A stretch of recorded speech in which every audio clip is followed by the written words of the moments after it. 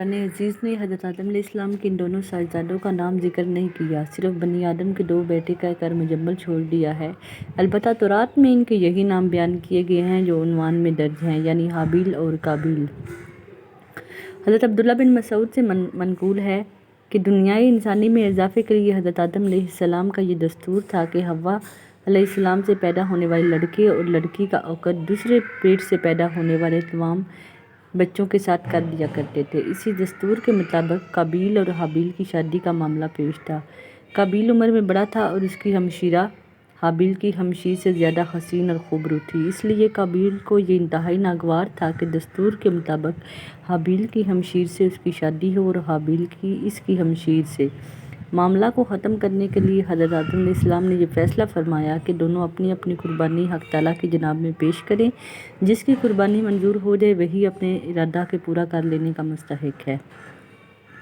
جیسا کہ تورات سے معلوم ہوتا ہے کہ اس زمانے میں قربانی کی قبولیت کا یہ الہامی دستور تھا کہ نذر و قربانی کی کسی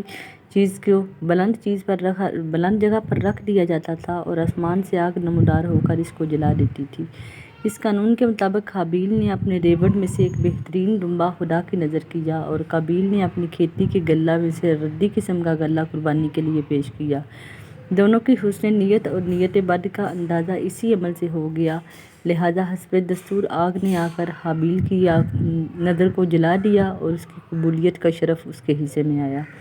قابیل اپنی اس توہین کو کسی طرح برداشت نہ کر سکا اور اس نے غیظ اور غضب میں آ کر حابیل سے کہا کہ میں تجھ کو قتل کیے بغیر نہ چھوڑوں گا تاکہ تو اپنی مراد کو نہ پہنچ سکے۔ حابیل نے جواب دیا، میں تو کسی طرح تجھ پر ہاتھ نہیں اٹھاؤں گا، باقی تیری جو مرضی کر۔ رہا قربانی کا معاملہ، سو خدا کے ہاں تو نیک نیت ہی کی نذر قبول ہو سکتی ہے، وہاں بد نیت کی نہ دھمکی کام آ سکتی ہے اور نہ بے وجہ کا غم اور غصہ۔ قابیل پر اس نصیحت کا الٹا اثر پڑا اور اس نے غصے سے مشتعل ہو کر اپنے بھائی حابیل کو قتل کر دیا۔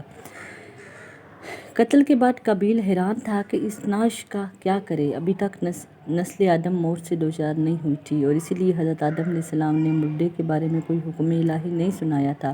یکایک اس نے دیکھا کہ ایک کوے نے زمین کریٹ کر گڑھا کھودا اور قابیل کو متنبہ کیا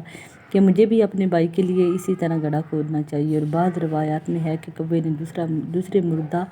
کوے کو اس گڑھے میں چھپا دیا۔ قابیل نے یہ دیکھا تو اپنی ناکارہ زندگی پر بے حد افسوس کیا اور کہنے لگا، میں اس حیوان سے بھی گزر گیا ہوں کہ اپنے اس جرم کو چھپانے کی اہلیت بھی نہیں رکھتا۔